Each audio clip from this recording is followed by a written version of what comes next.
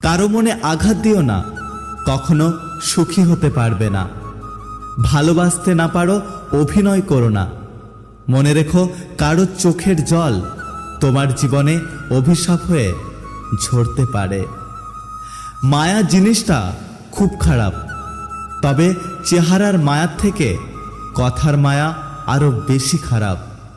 প্রদীপ কখনো জ্বলে না, তার প্রকাশিত আলোয় তার পরিচয়। ঠিক তেমনি তুমি তোমার সম্বন্ধে অন্যের কাছে কিছু বলতে যেও না, শুধু ভালো কর্ম করে যাও। তোমার কর্মই তোমার পরিচয় দেবে। লাইফ পার্টনার খুঁজছি না, এমন একটা বন্ধু খুঁজছি যাকে দিনের শেষে মনের সব কথা বলতে পারবো, যে আমার রাগ, অভিমান, অভিযোগ, আনন্দ সবকিছুর